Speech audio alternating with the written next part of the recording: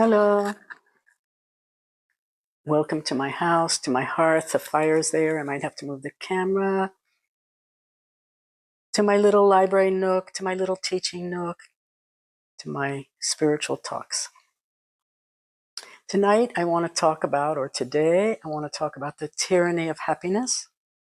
And let me explain what I mean and what it might mean for you.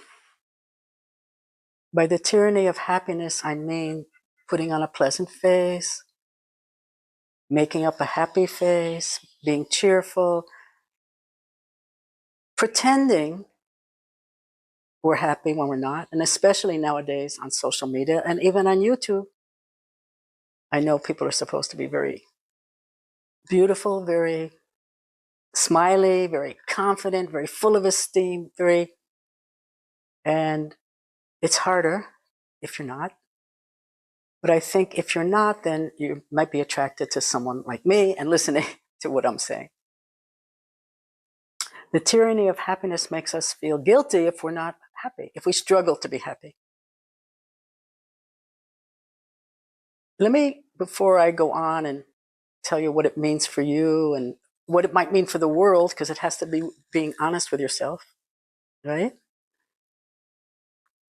When I was 10 years old, I've mentioned this before, I lost my mother. She died of cancer, and it was horrific.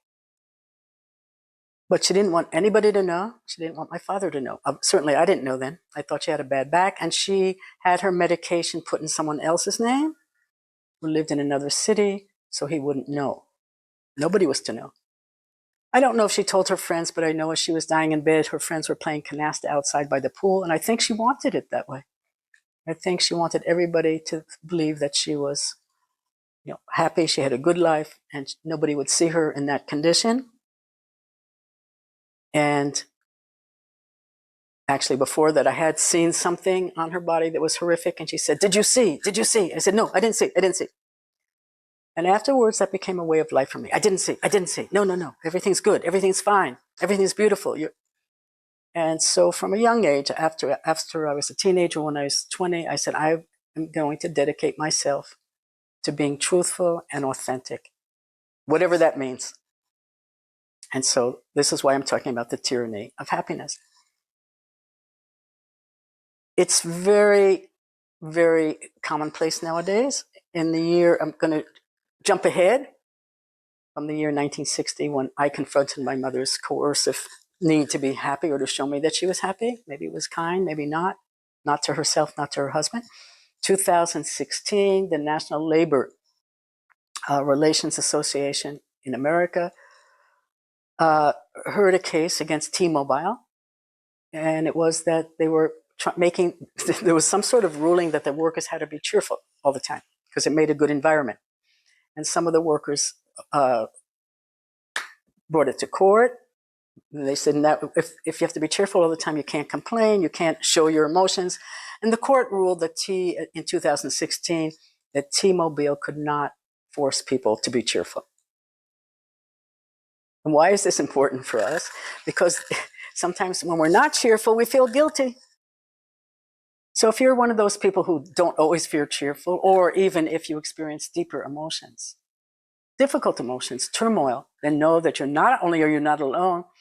Great artists, those are the emotions they felt. Great writers, those are the emotions they felt. They felt the joy, but also the terrors and also the very, very horrible things we see in life.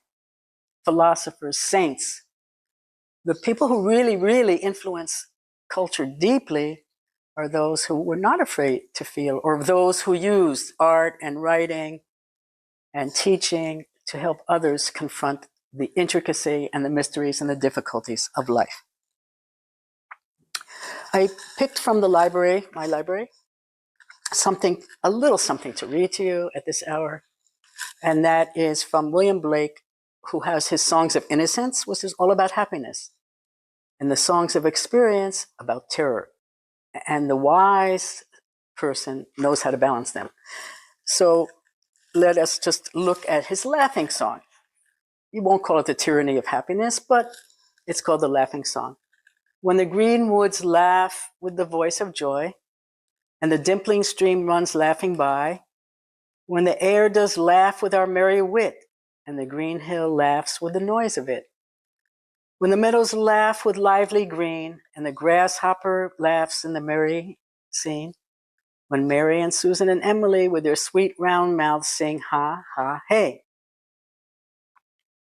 Come live and be merry and join with me to sing the sweet chorus of ha, ha, hey, ha, ha, hey. But he's also going to show us the other side of ha, ha, hey, or that cheerfulness that more sensitive people find difficult to put on. Songs of experience. The tiger, it's a long poem, I'll read you part of it. Tiger, tiger, burning bright in the forests of the night, what immortal hand or eye could frame thy fearful symmetry? In what distant deeps or skies burnt the fire of thine eyes? On what wings dare he aspire? What the hand dare seize the fire? And what shoulder and what art could twist the sinews of thy heart? And when thy heart began to beat, what dread hand and what dread feet? What the hammer, what the chain, and what furnace was thy brain? What the anvil, what dread grasp dare its deadly terrors clasp? Together, they form a whole. The songs of innocence, the songs of experience, happiness, dread. He's an example of a balanced human being, and he was a spiritual person. This isn't a talk about William Blake, it's a talk about how we can become more truthful to what's going on inside of us, more deeply connected to life and the mystery of life and the intricacies of life, and become more whole human beings. And perhaps then, if everybody becomes more whole human beings, we'll have what everybody would love to have, is a happier, better, wiser, insightful world where people experience emotional nuances, which is part of the spiritual path. Thank you so much for listening. Stay tuned. There'll be more. Write your comments. I'll be delighted to hear them. Be well and be blessed.